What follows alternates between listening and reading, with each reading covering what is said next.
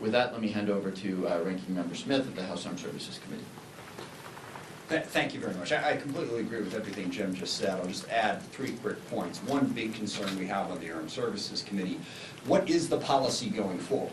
Because obviously the action on the signal chat is bad in 1,000 different ways that Jim outlined fairly well.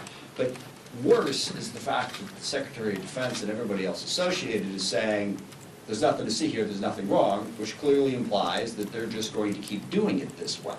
So what we really want to know is what happened, how did you screw up, and how are you going to fix it? Because make no mistake about it, this is a very, very dangerous thing to do.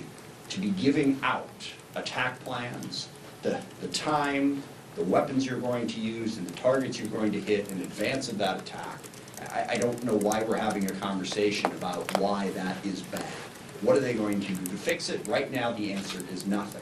So I still think that the House Armed Services Committee and the Senate Armed Services Committee should have a hearing.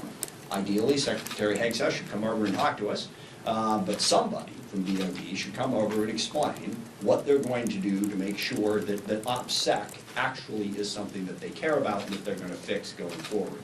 Second, this speaks to a larger problem of the overall competence and experience of the national security team.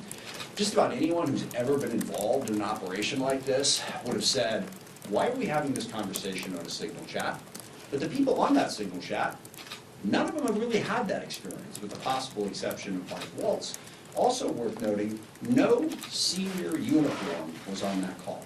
That's what happens when you fire the chairman of the Joint Chiefs of Staff and you don't have one. So we're really concerned about the overall competence of the national security team. The third point that has been lost in all of this, one of the justifications offered by Secretary Hegseth and by Mr. Waltz was, hey, but the mission was a spectacular success. So what are we looking at? Was the mission a spectacular success? We don't even really know at this point. And this is an ongoing campaign. We are now 17, 18 days into the bombing campaign.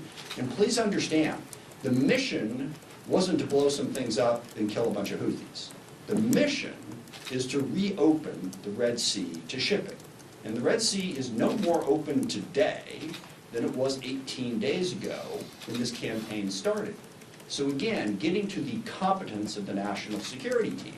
If they think the mission has been accomplished, then it appears they don't even know what the mission is. So we should start asking some questions about what they're trying to accomplish in Yemen going forward.